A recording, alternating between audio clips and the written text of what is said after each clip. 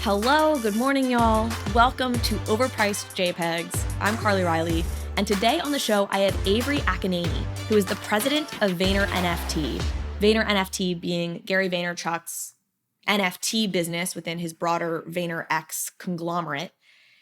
It was such a dream, honestly, for me to get to speak with Avery. I think Gary is brilliant when it comes to NFTs and how he's been able to approach the space and bring more people into this space. And Avery is no different. She was so well spoken on the topic. And like Gary, I think is really able to cut through the noise of what's happening to get to the heart of what matters in this industry right now.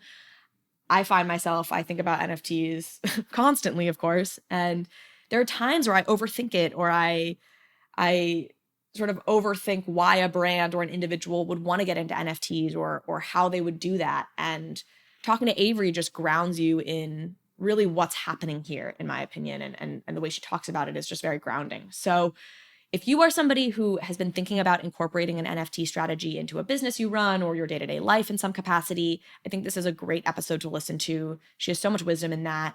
And we really get into like how Vayner approaches this with the brands they work with: Pepsi, Coach, Robert Mondavi, who they just did a wine drop with. So take a listen. Let me know what you think. I hope you enjoy it and enjoy your holiday. This episode is probably dropping right before Christmas. So if you celebrate Christmas, I hope you're enjoying it and broadly are having a relaxing holiday season.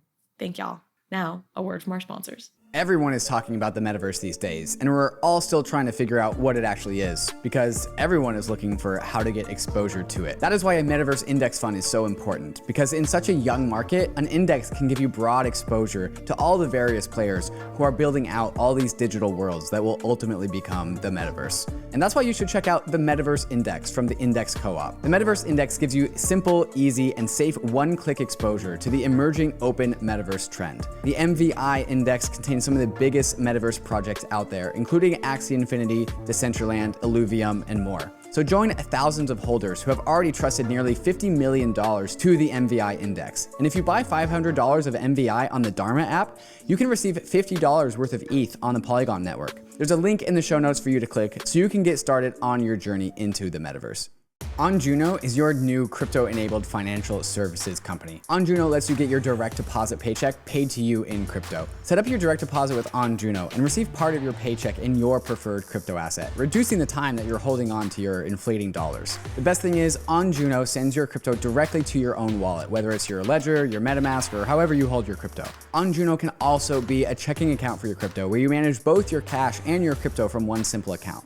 It's free, and opening up an account with OnJuno comes with a metal debit card that gives you 5% cash back at select businesses, including Uber, Starbucks, Walmart, Target, and other Web2 companies. Use code Bankless when you create your OnJuno account, and our friends at Juno will airdrop you $50 in ETH when you set up your first crypto paycheck. Sign up at onjuno.com/crypto to get started. That's onjuno.com/crypto.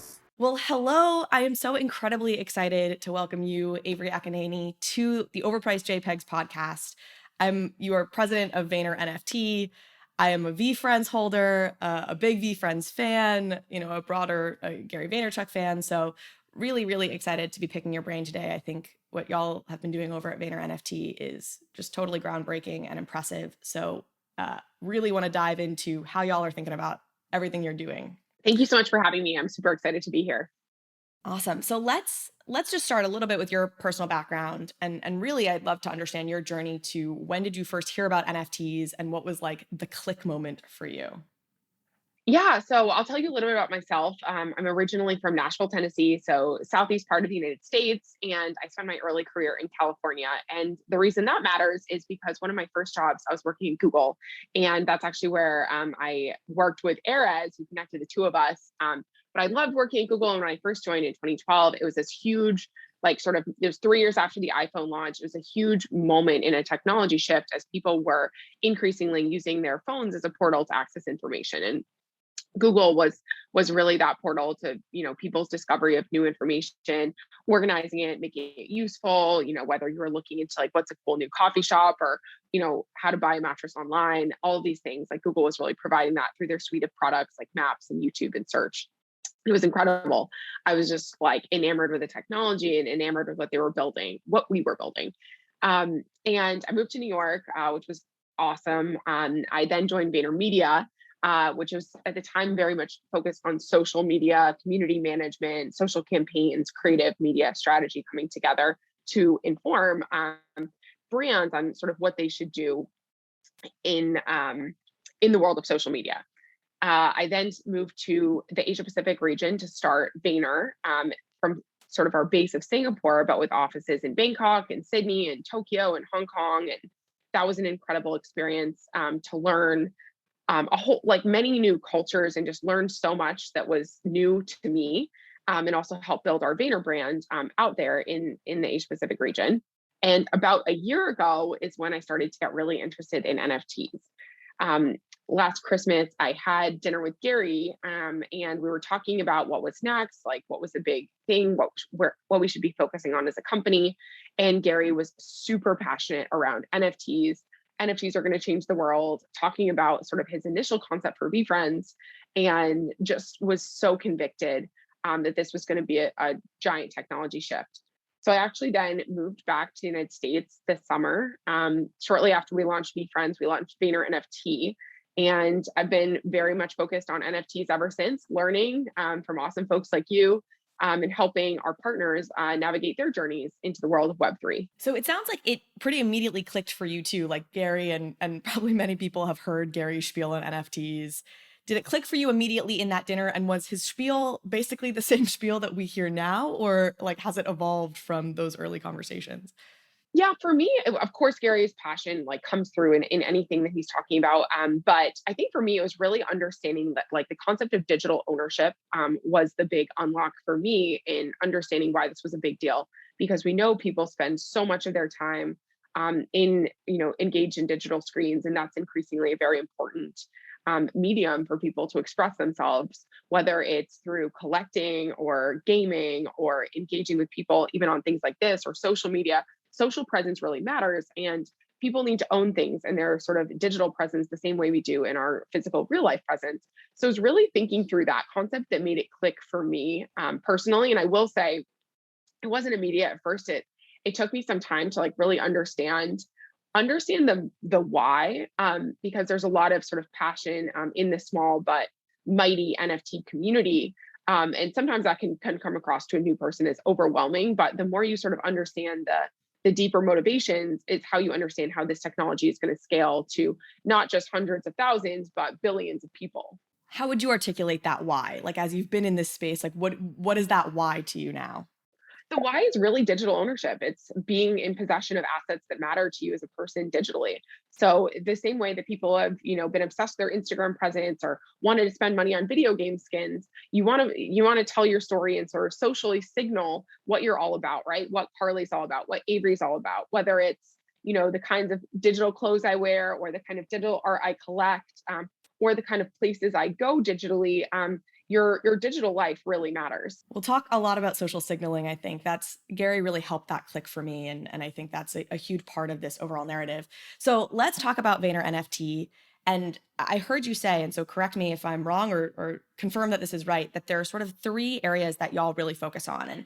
And first being influencers and celebrities. And I want to talk about some of the partners you have there on that side. Second is brands that you work with, and then third really being platforms like Coinbase and others. Is that sort of how you all think about it and break down your areas of interest? Yeah, so I think it's like individual people, it's associations and brands, and then it's platforms. Yes, I think that those are our areas of interest, but really it all falls under one umbrella of intellectual property owners navigating the world of NFTs. So whether it's a person or a brand or an association or a product, sort of getting into that world of NFTs, and the services that we offer our partners is like education and consultation. Like that's really a huge focus for us. Then sort of collaboration and helping with like first sort of forays, and then also like full on, end-to-end NFT program development and management. Do you do the developer side, or you're more on this crafting the strategy, or do you have developers that will work with brands to build their smart contracts? Yeah, that's a really good question. So we're intentionally technology agnostic. And the reason for that is that we want to work across all the different platforms and all the different chains and all the different technology. So we are like the market consultants. I think that's something the space really needs because you have incredibly brilliant people at specific platforms or on specific chains who are telling you, this is why you need to do this on my marketplace. This is why you need this on my chain. But there are very few people at the moment who sort of sit across all of them and say, no, this one makes sense for you, but not for you. And your goals are this. And this is something that really matters to you as a person or your company. So this is a better way to go about it. So we do not actually do the technology development in-house, but we sort of advise on which technology deployment makes more sense and work with a number of different smart contract partners. That's really interesting. I would love to maybe push, maybe it's worth doing it right now. Like, can you give a high level overview of like, well, we recommend Ethereum for XYZ reasons if you're interested in this versus Solana versus Flow or whatever, right? How do you all think about that? Do you have high level Yeah, I think the principles? vast majority of the stuff that we've done today is sort of Ethereum based, and then also on sort of like layer twos that bridge to they're EVM compatible, because that's kind of like where a lot of the NFT market is today. I think Flow makes sense if you're building something like a closed ecosystem, and if you have enough like star power and brand power to really drive people yourself, and you're fine to have that as more of a closed ecosystem than an interoperable solution, a little bit more like Ethereum. I think OpenSea is so huge for like the current NFT market. It's sort of Ethereum and layer two based. And then, there's also a place for like chains like Tezos. OneUp uses them. Very green. There's a place for everything, we think. And understanding the different ways to go about it. I think that's our value, right? Understanding the pros and cons of each of them. So each partner, we can craft a solution that makes sense for them versus just sort of like rinse and repeating one program. We love to be able to get our hands on different types of technologies and understand the pros and cons of each. And by you say like kind of closed programs or closed ecosystems, you would say put on Flow, for example. Is that like obviously Top Shot is famously what started Flow, and it's sort of like, hey, we have this one specific thing we do. It's not like you're trading on OpenSea regularly. It's for one specific kind of set of experiences. You come to this place. Is that what you mean by closed ecosystem, or is there a more concise like way to NBA describe Top that? Shot like works awesome because you can pay on credit card. It's a custodial solution, so it's really easy for normal users to kind of get their hands on NFTs. You're not paying high gas fees, which totally makes sense if you're NBA Top Shot. But if you're like an emerging musician, if you go and build this sort of closed ecosystem if you go and build this ecosystem for yourself on Flow, there isn't that level of like a traded marketplace today. I think that'll change in the future. So it makes so much sense for Top Shot, but maybe it wouldn't make sense if you were a more emerging creator or brand that doesn't have the pull of NBA, because obviously everybody loves the NBA and what they built is incredible. How did you learn in this very like nascent world? Like, how did you become an expert in these different chains and what was going on? And how do you keep up with it all as it's like moving ridiculously fast and things are changing all the time? Yeah, it's a very good question. For me, I wouldn't consider myself an expert in NFTs. I don't think anyone really is. Anyone who tells you they're an expert in NFTs, like that's 100%. problem one, because it's so new and there's things that change so quickly. I think I'm more of a very active student of the NFT game and of the NFT world. And in my role, I've been fortunate enough to hire 40 people who are all obsessed with NFTs. A lot of them who've been doing this way, way longer than I have. And, they've really helped educate me on not just like the how it works, but the why, the history, what, projects that have failed in the past, projects that have succeeded in the past. And I think that, historical context has proven super helpful.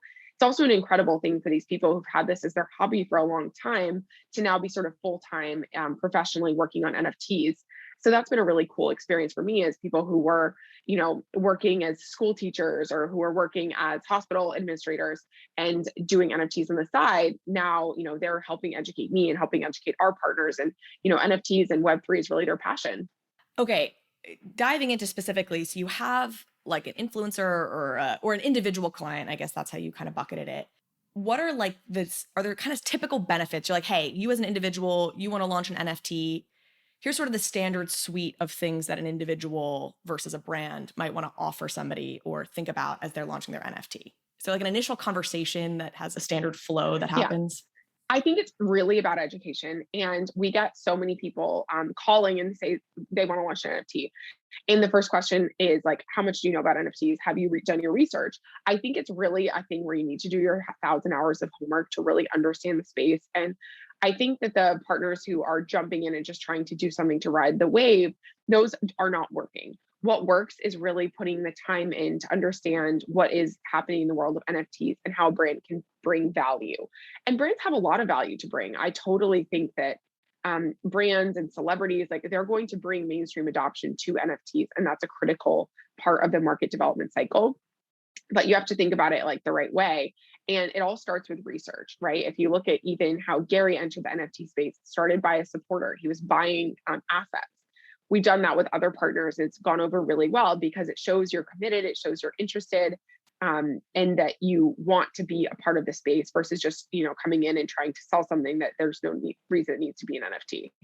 And I think that brands also need to understand like the value that they can bring in beyond just like their distribution. Like, yes, absolutely, the distribution that they can bring of their followers and their community coming into the world of NFTs is awesome. But how do they do that in a way that actually enriches the full community?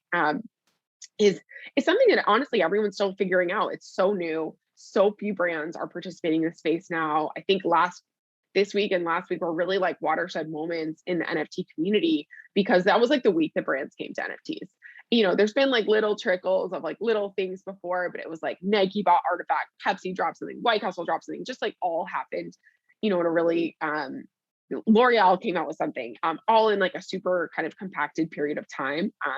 That everyone's figuring out what's the right approach for their brand and for their community. I definitely want to focus heavily on the brand side, but on the individual side, I want to ask you a couple questions because I've thought about this and I've had people approach me and ask for advice. And like you said, I'm like, I have this podcast, but I couldn't feel further from an expert. It's just something that I'm passionate about and I research all the time and whatever. So on the individual side, and it feels like the obvious thing that comes to mind to me, and I almost feel limited by it because it's like I'm so stuck on it, is obviously access. And so you look at something like Gary obviously is a model for this. I think he really initiated this wave of you're gonna get to come to this conference and you're gonna get to FaceTime with me if you want, or I'll come on your podcast, and really selling access. But then what Gary has done, I think obviously so well and so brilliantly, is he's saying, I'm also building this broader IP. So I am going to work to make this individual NFT a collectible. So you're going to get this, you're paying upfront for immediate access. And I think there's a very convenient, easy calculation that can be made there. Like when I was looking at VeeFriends, I was like, do I think this, if I pay $2,000 for this, is a multi-year, multi-day conference worth $2,000? Yeah, that feels like a no-brainer. So like the utility I'm getting from this in and of itself justifies the valuation. But then of course it's grown so beyond that initial valuation because you have this belief that Gary will build long-term IP. It's a very long intro to say most individuals are not interested in building incredibly long-term IP probably, or trying to build build an animation studio and make these collectibles. So does that mean not all of these projects have to have sort of this long-term value creation? Or do you think it is important that there's long-term value creation? And for a celebrity who's like, this is just access to a FaceTime with me, what are the other avenues for long-term value creation? If there's, I know there's sort of two questions there, but this is something I think a lot about. No, I think you're absolutely right that with Gary's, there was almost like a guaranteed value because you're getting access to this conference if you were an initial buyer, right? Now, if you're a buyer, like the price is more than $2,000. So yeah, I think I've done very well. Thank you to Gary. Thank you to VeeFriends.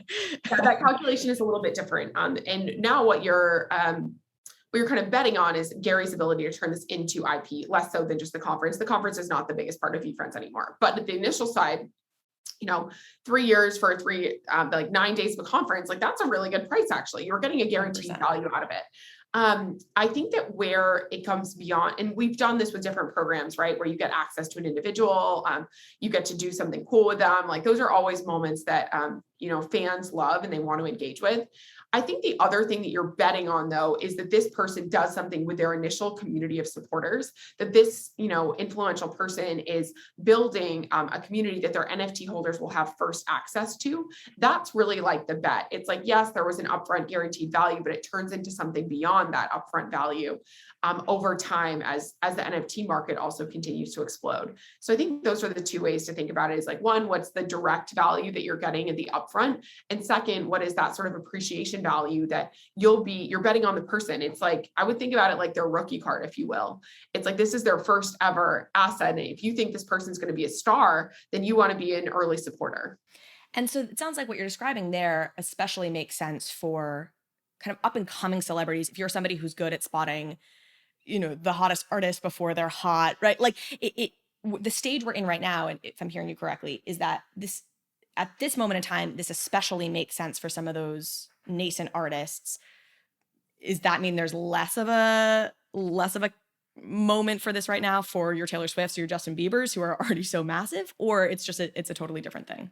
No, I think there's room for both. I do think that NFTs for emerging artists and emerging creators and emerging athletes are a uniquely great opportunity, because they're not represented already by huge labels, and they don't have 45 people that they need to credit every time that song is played, or their art sells or whatever. So if I were an emerging artist, like, NFTs would be a huge area of focus. But if I was a big artist, I would think the same thing. It's like, how can you create, I don't know if you ever did this when you were a kid, but I was like part of like different like fan clubs. How do you create a tokenized fan club where you give your token holders early access to you or to your music or to your, behind the scenes? Or how do you create special moments for them in the same way that, in the 90s, we had the like mail-in fan clubs? I think the same thing can be true for those bigger artists. We've seen bigger artists and bigger like influencers and names and athletes do drops, but we actually haven't really seen a big celeb do a program to the scale of like a VeeFriends, right? Because it's a lot of work and it's a lot of commitment from that person on an always on basis to continue delivering value to their community. And their community really expects a lot, especially with the current market of NFT holders. They do have a lot of expectation because of just how hot the market is right now. So I think it's an opportunity for both of them. I would love to see Justin Bieber or Taylor Swift, create an NFT program that really rewarded their holders and, built over time. And they have so much value to give as well. Like, they perform at, the best concert halls in the world. Like, they do the coolest things. Like, they could create so many amazing experiences, which could be then like tokenized for their fans. And I think we're seeing Katy Perry, right? She has an NFT component to her Vegas show. I think there are tickets that are NFTs. The ticketing world is like always, I'm like, that's how this goes mainstream, in my opinion. Like, that's how you get, that's how the social signaling piece comes in, et cetera, et cetera. On the music front, I feel like there's a lot of conversation, or I hear conversation around getting a share in the future revenue of an up and coming artist. And this being a really exciting way that artists can reward their fan bases, as opposed to all their money going to labels or this or that. And I feel like that there's this exciting potential around that. I don't know of any artist who's done that specifically. And it feels to me like that starts to really bump up against security laws. Have y'all thought about that? I think it's something Gary has talked about. I'm not trying to put you in the position to be a lawyer, but how does that work?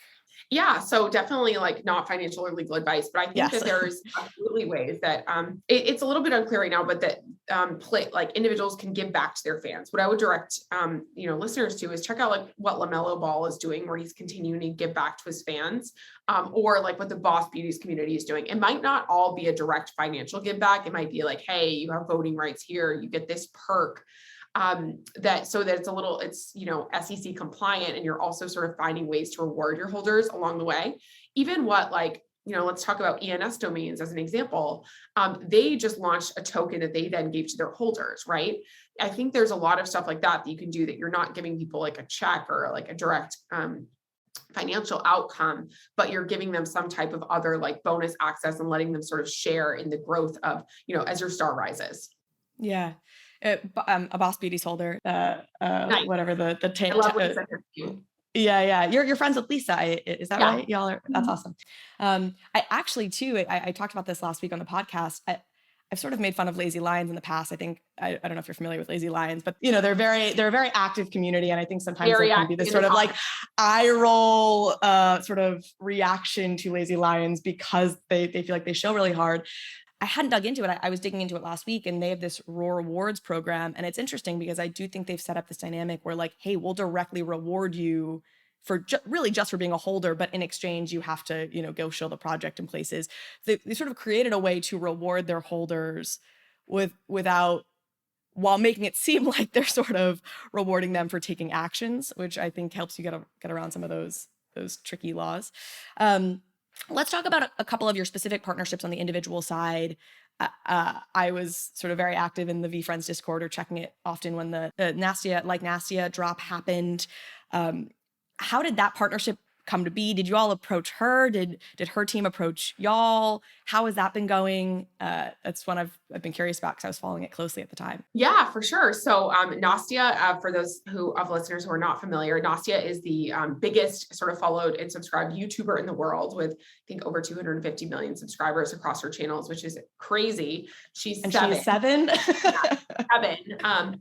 And Nastia has this incredible story of, her parents were filming her videos because she had some health issues as a child, and they were filming it as a way for her sort of family who didn't live nearby to see Nastia's progress, amassed a following. And Nastia's really, her health issues resolved, thankfully. And she's really turned into this character who educates children and their families on, good behavior and how to be polite, how to be a good person. Think like Sesame Street kind of vibes, but for a modern 2021 audience. I had the chance to meet her actually last week in Miami. Really sweet kid, and her parents are so awesome and wanting to support. So Gary actually sort of got to know them. Want to say they're Russian. He has his sort of Russian connections as well. And they were interested in, sort of exploring something as a new way to engage with Nastia's community. We wanted to make sure this was something that was super simple, because most of Nastia's fans are not into the world of NFTs, right? Many of them are probably children and their parents. Children and their parents. So we wanted to do something really simple. The NFTs were actually $10 that were each had a letter per name. And if you got all 6, then you got a bonus NFT that had all the letters kind of strung together. And then we had a few that sort of gave special access to Nastia. One was hey, you got to have a 30-minute meeting with Nastia on Zoom, and of course her parents for supervision.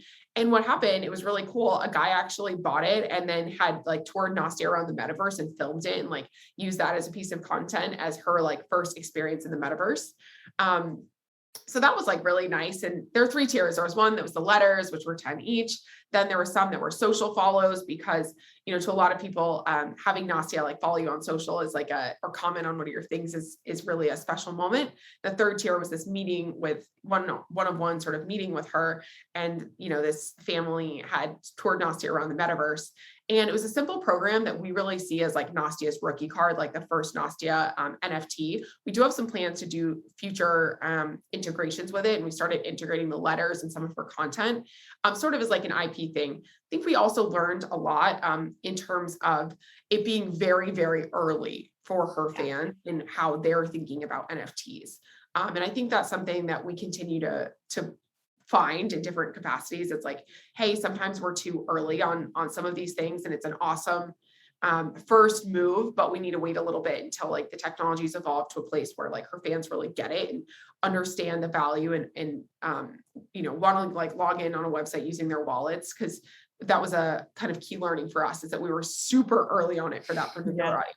How far away do you think we are from this being so mainstream that's no longer the obstacle, right? And it's really about what you're providing to the audience, not so much do they know how to even buy one of these. Do you have a time frame in your head? Yeah, I think everything's going to be an NFT in 5 years, right? Your receipts will be an NFT, your plane ticket will be an NFT. All this will sort of exist in your wallet as linked to you as an individual person. Or an individual holder, I guess. I think that we are a few years away from that, though. Just in terms of adopt, if we do that market adoption curve, right, we're still at innovator, starting to move into early adopter, but it's I onboard so many people all the time, like friends and family from different walks of life. And I think that click moment that you and I talked about at the beginning of the podcast still needs to happen for a lot of people. And what is going to drive them in, I think, will be some direct utility. Will be like, hey, I have to get an NFT because I want to go to this basketball game, or they'll be like, oh, I want to get this, incredible bottle of Robert Mondavi wine. So I'm going to get an NFT too. And then I'll just set up my wallet just because. I think it'll start like that. And then there will be other reasons that they need to interact with NFTs that ultimately drive them into it. It's like when people first had email, maybe you first had your email to get like 2 things a week, and then it builds, and then there's more use cases, and there's more use cases. And it, that then becomes something that's like ingrained in your daily life, but that change doesn't happen overnight. It happens gradually. I want to give a special thanks to overpriced JPEG partner BlockBlock, not only because they are a sponsor of this show, but also because they are my employer. BlockBlock is an innovative blockchain lab. We work across NFTs and the metaverse, and our goal is really to push the industry forward with every new project we take on. We founded and currently run the Meebits DAO, which just partnered with Larva Labs to create more metaverse-friendly renderings of Meebits, which is awesome. We are also partnered with a Sundance Award-winning filmmaker to build the first DAO that will own a feature-length documentary film. We have a ton of cool projects down the pipeline and are really looking for cool people to partner with on this. So go to blockblock.io to subscribe to our newsletter and be kept up to date about what we have going on, and also to check out open roles we have available. Would love to have you apply, come work with me, coming out, blockblock.io. Zerion is the perfect place to view the entirety of your crypto portfolio all in one spot. Not only does Zerion aggregate all the tokens across all of your wallets, but it also displays the NFTs that you've been tirelessly collecting. Zerion even reports the value of your NFTs in your overall portfolio, giving you the most comprehensive report on the entirety of your crypto portfolio. And now, Zerion is going cross-chain. Zerion's comprehensive tracking and trading support also extends now to Arbitrum, Optimism, Polygon, and Binance Smart Chain to deliver a complete illustration of all of your assets across all of the chains that you use. Zerion isn't just a place to get an understanding of your portfolio, but it also hooks into DeFi activities like trading, borrowing, and lending, all in one convenient place. So you don't have to memorize all the various DeFi websites to do all of your DeFi activities. To get started, go to zerion.io/bankless and load up your wallet or wallets into the Zerion interface and supercharge your DeFi experience and enrich your NFT lifestyle. That's ZERION/bankless. Okay, something that you and I were actually talking about right before we hopped on here is you were mentioning that actually a lot of the brands you work with aren't immediately trying to commercialize the NFTs they issue, as in they're not trying to get rich off them. A brand like Budweiser doesn't need to get rich off of anything other than their beer at this point, but right, they're not trying to make money off of them, at least initially. I think that's really interesting and not something that a lot of people realize, because people think of NFTs as like this gold mine where you just go and try and make a bunch of money. So talk about that and what actually is kind of standard right now with the brands that you work with and how they think about that. Yeah, so I think a lot of our brands have zero intention of commercializing. I'll talk about one that's actually launching tomorrow, which is Coach. So Coach came to us, a dear partner who I've worked with for many years, recently took on a leadership position within Coach.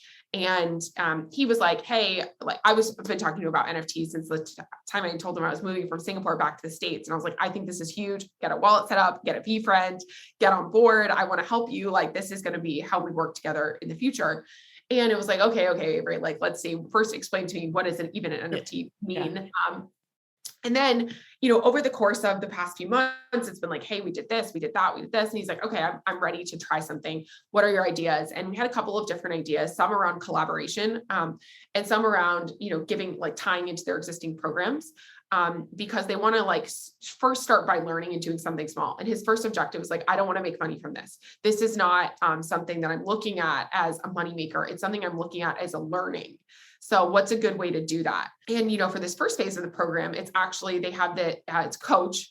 And they have this really fun little game that they have right now called Snow City. And it's like one of their, holiday activations. And they have these cute little characters. And we were like, okay, one of the challenges that they've had this year is the supply chain, right? Supply chain issues have led to a lot of challenges for retailers in terms of what's available in store.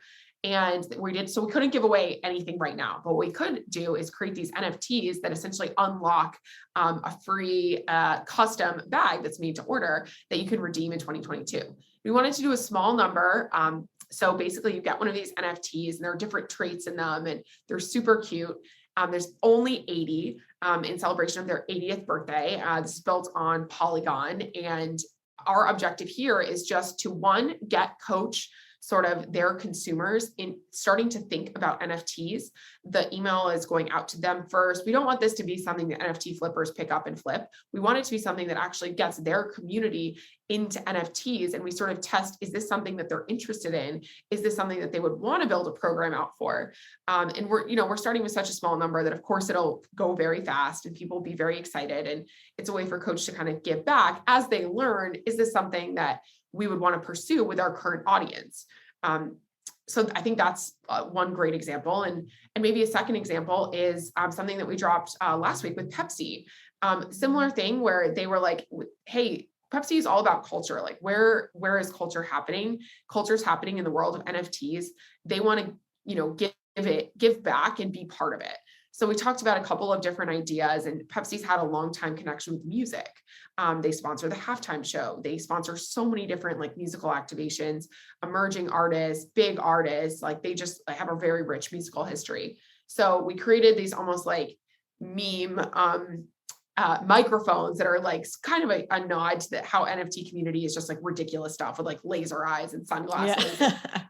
Yeah. Just these things that are these generative traits that like all came together for the 1,836 assets, which they wanted to give away for free. They're like, we don't want money from this. It's a 0% secondary royalty and it was free. So there's nothing cash grab about this at all. And I think as brands enter, they want to be really clear that they're not trying to be a cash grab. They're not trying to use this to take over their business in time, just like anything. Of course, you have to pay the piper, but I think as many brands just get into the early exploration stages, they're thinking about this more as a way to learn and a way to enter the community than directly commercialize. And on the flip side, I think those who are ready to commercialize, they're really ready to play. They're like set up to take crypto. They've got a wallet, they've got an ENS. And I think if you're all in, then you're usually like, okay, I feel better about commercializing this more as a break-even thing.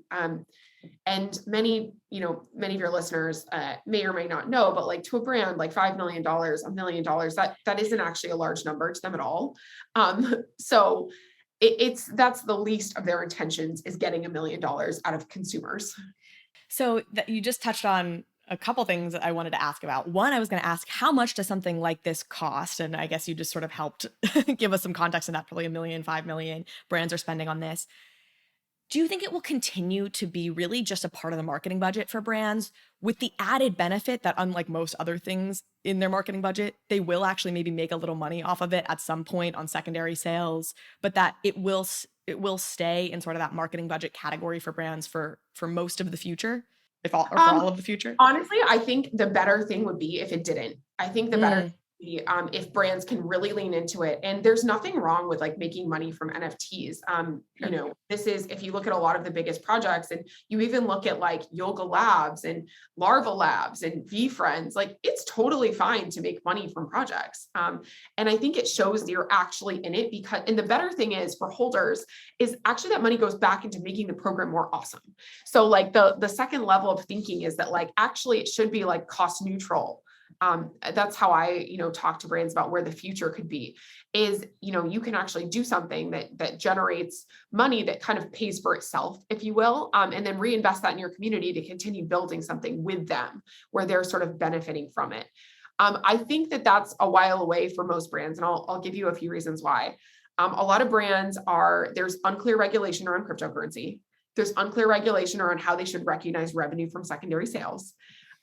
It's a whole new world, and, companies that have been around for centuries they cannot move as fast as NFT projects. And they have, a fiduciary duty to their shareholders, to make sure that they really understand all of this stuff. So I think we won't see most brands getting into the space of taking royalties and commercializing this until they've really invested. And that also requires a significant amount of legal diligence, which requires specialized counsel, a number of different things like that. So I think brands who are dipping a toe are going to do it for free and consider it a marketing expense. Brands who are going head first and all in are going to understand this space much better and be in a place where they actually can actively participate versus just doing sort of charity things or give back to the artists or sort of marketing stunt related programs. And to paint this picture really specifically, is what you see in some number of years' time, something like Pepsi, who at this point is just spending the money to learn, they'll actually issue an NFT that they'll sell. And by buying it, you'll get to come to some like Pepsi sponsored concert where their partner musical acts are in, and you've now bought that as an NFT from Pepsi, and maybe you get whatever, some free Pepsi at the event or whatever, right? And ultimately the cost of the ticket or the cost of this NFT, right, we're talking about, will actually allow them to break even on the event. What they've generated in that plus secondary sales will allow them to break even. That's sort of the picture for like a brand like Pepsi or any of these brands. That's what you see them as absolutely wanting to do in the future. There's two use cases you can look at already who've done this successfully.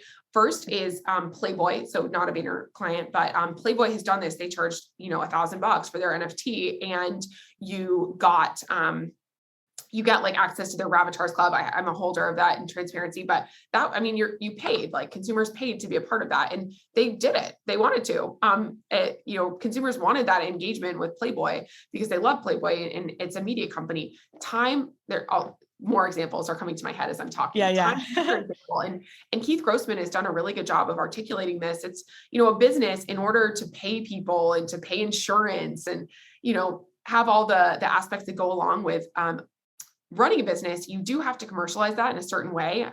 Keith's very active in supporting artists, and he just says it in the most eloquent way. And I would encourage everyone here to follow Keith, and see what he's done with Time and Time Pieces. But it's, Time does take a cut because they have to, because that's, they're investing in the technology, they're investing in the staff to run this. Budweiser, same thing. This was a lower mid price, and that was intentional, because they wanted to do something that normal fans could get their hands on. Of course, it flew off the digital shelves real quick. But people wanted to pay to own a piece of Budweiser history and to be part of, verified community of holders. And there's a lot of awesome stuff that's coming to those holders as well. And they did the whole nine to get it set up. There's an age gate, they got their OpenSea page set up. They built a custom site. They take crypto. They have an ENS. They hold NFTs. And they did all that legwork to make it so that they can really like actively participate. And then another example would be like a Robert Mondavi, where you can, if anyone's listening, and hopefully there are none left, maybe there will be, we did this really cool collaboration with Robert Mondavi and Bernardo Porcelain, where you can actually buy an NFT, which is a piece of unique generative art that features different traits of the wine. And then that corresponds to one of these 3 incredible wine blends that's in sort of a collectible magnum that's made of porcelain. And that's just this really incredible program where also you're paying as a consumer to participate. So in my view, a lot of this will happen in the future, but it's really brands who are gonna, and of course, Nike just bought Artifact. So, people are happily paying up for a Clone X and for digital sneakers and a number of other things. So I think that brands who are actually into it, they will commercialize, because why not? This is a new way for them to build relationships with their consumers, and it doesn't have to be something that's just a free giveaway. I think a lot of people today, or in the market, certainly as it was 2 or 3 months ago, were buying NFTs because they wanted to make money on the NFT. Do you see this becoming a world where people are buying NFTs because they want the benefits, and then there's this side, call it benefit, which is that the value of it might go up, but that no longer is the primary reason you're buying an NFT. You're buying the Pepsi NFT because you want to be a part of that club and go to that event, not because you think the Pepsi NFT is going to moon in value. Is that a shift you see happening? Yeah, absolutely. And I think the ones that have more of a direct value, it's, exactly sort of like the guaranteed value of what you're getting. It's like, hey, you're going to a concert or you're getting a bottle of wine. There's less speculation around that than something that's like totally vague. That's just like, hey, you're being part of this club. You have a mint pass. What does that mean? Like, I don't know, but everybody is speculating on that could mean something. I do think that the market as it stands today, which is December 16th of 2021, it's white hot. And I think we'll see some element of like market correction as well, as there's an increase in supply of NFT programs, and then probably like the demand won't catch up as quickly to the supply. So, most people don't know this, but like 99% of NFT projects fail and don't go anywhere. It's only these like few that really like hit it over time and have proven their value.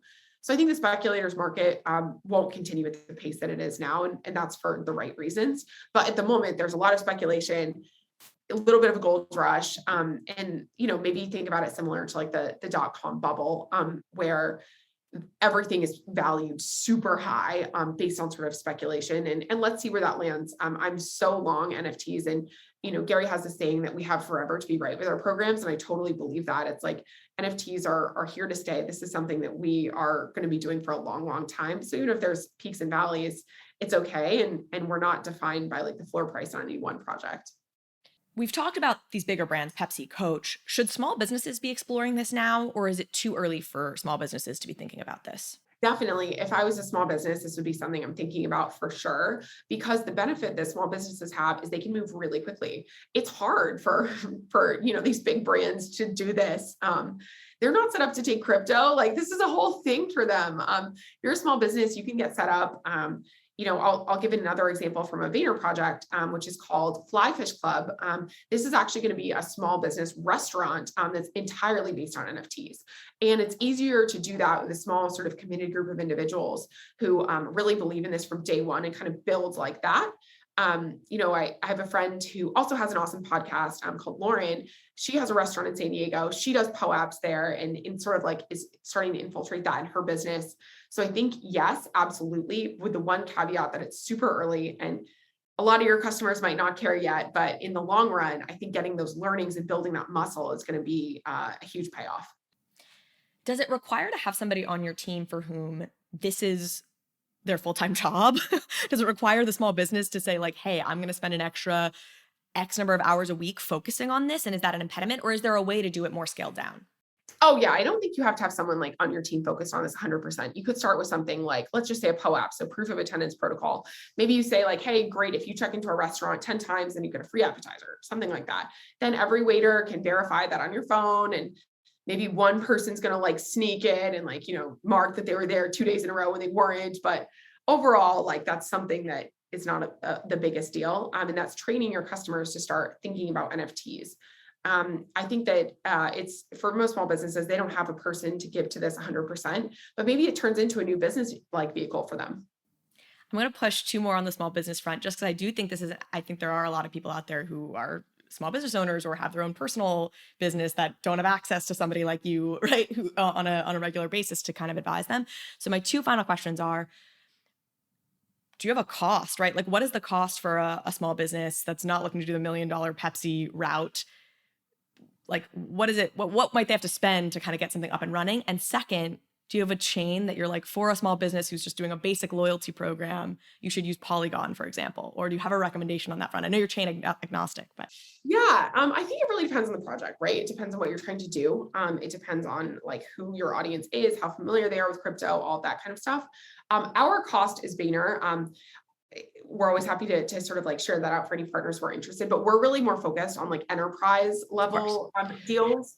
And I think that for small businesses, you don't need to spend a ton of money. You could create something on NFT Cred. You could create something on Mintable. You can create something yourself on POAP. You don't need to pay like a specialist, because I think there's so much you can just learn by doing as well. There's so many incredible resources available on Twitter, on YouTube, on Discord that teach you how to do this stuff. And I don't think you need to pay a specialized agency to do it for you.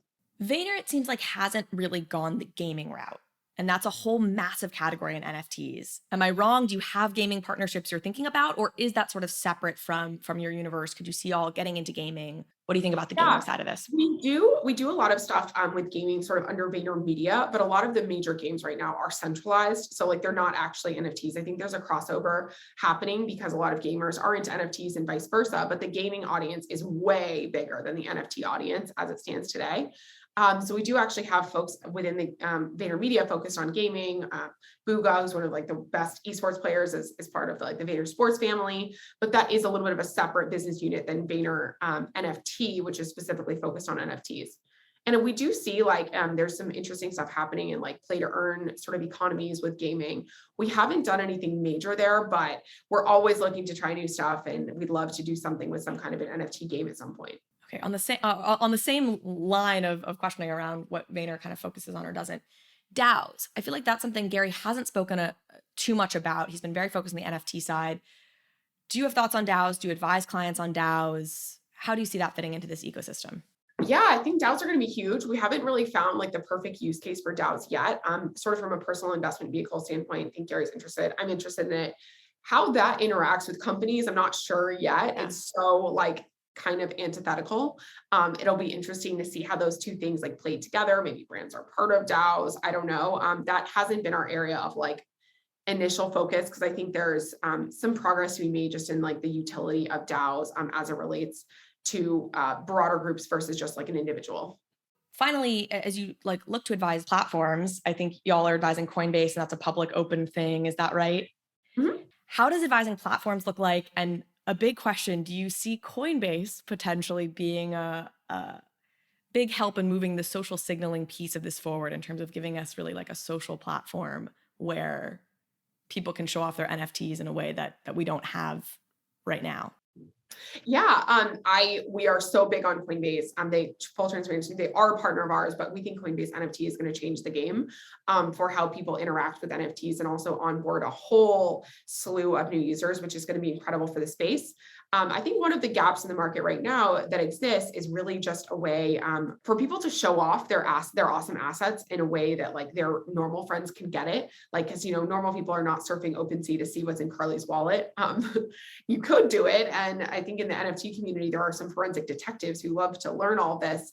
But I think that having like a social way to interact, to like, to share, to comment is something that Coinbase, and you can see this in their public demos, is going to really add to the mix. It's going to be awesome. So we're fired up about Coinbase NFT, and also beyond just Coinbase NFT, the developments that Facebook and Instagram and TikTok and Twitter, who are all working on stuff sort of in this vein, are creating to bring in more people to NFTs and make NFTs inherently like more shareable. Okay, last couple of questions.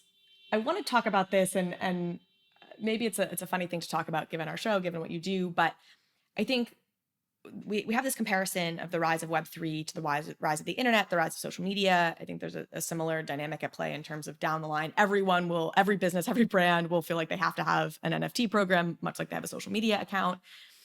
But the internet and social media, they've changed the game in all sorts of incredible ways, but they've also ushered in problems and challenges. And I don't think we talk about that a lot as a space. And I'm curious, do you ever have things you worry about with the rise of Web3, or here are the 2 or 3 ways that I think we might want to be thinking about how to mitigate some of these challenges that'll come along with it? Yeah, I mean, there's so many different challenges. I think about them all the time. As with anything new, there are things that we want to take from Web 2. There are things that we want to leave behind of Web 2. I think that the sort of data monetization from Web 2 is something we know we need to leave behind.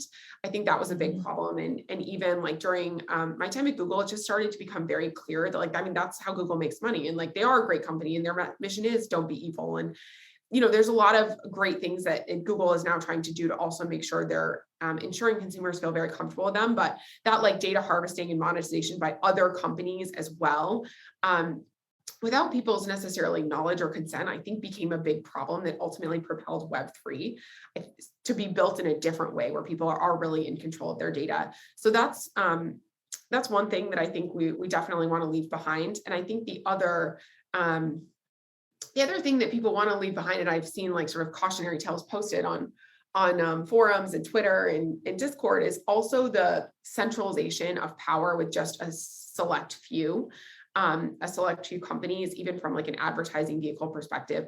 Facebook and Google are so dominant that they're called a duopoly. That's where everyone spends all their ad dollars, right? Like, and I don't actually think that creates a good ecosystem of diverse partners who are all sort of part of building a space, because it's so winner take all. And I think that's something that as we build the world of Web3, we want to see a bigger list of partners as part of that.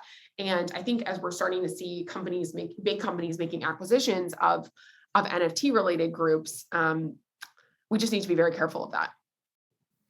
Okay, last question. Any fun Gary Vayner company stories? It could be about Gary or just being at Vayner in general that you want to share as a fun way to end this.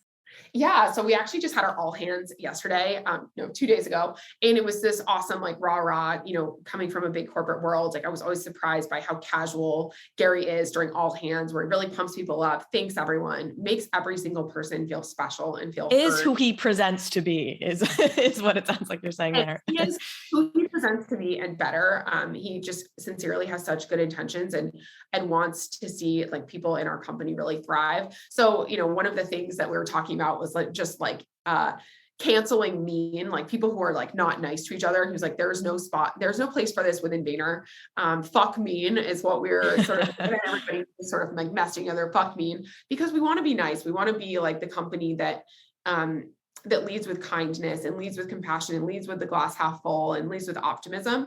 So I think that's something that has really infiltrated our company culture is that fuck mean attitude. And, just hearing Gary like address the entire company, that was like the main point of it. It wasn't our numbers. It wasn't what happened in Q4. It wasn't, this is our 2022 goals. It was, I want everybody here to be nice to each other and really build this culture built on kindness and empathy and business, of course, but that business follows when we have the right cultural foundations. Awesome. Well, thank you so much, Avery. I really, really appreciate this. You're as wise as Gary is in this space. So it's very fun to hear you speak about it. So thanks so much for being here. And we will hopefully talk again someday in the future when we're all getting NFTs for everything. And it's obvious that this was going to be a thing. I love it. I can't wait to listen to this podcast in a few years and know how right we are. Thank you for having me on, Carly. Of course. Thanks, Avery. Hey, we hope you enjoyed the video. If you did, head over to Bankless HQ right now to develop your crypto investing skills and learn how to free yourself from banks and gain your financial independence. We recommend joining our daily newsletter, podcast, and community as a Bankless Premium subscriber to get the most out of your Bankless experience. You'll get access to our market analysis, our alpha leaks, and exclusive content, and even the Bankless token for airdrops, raffles, and unlocks. If you're interested in crypto, the Bankless community is where you want to be. Click the link in the description to become a Bankless Premium subscriber today. Also, don't forget to subscribe to the channel for in-depth interviews with industry leaders, Ask Me Anythings, and weekly roll-ups where we summarize the week in crypto and other fantastic content. Thanks everyone for watching and being on the journey as we build out the Bankless Nation.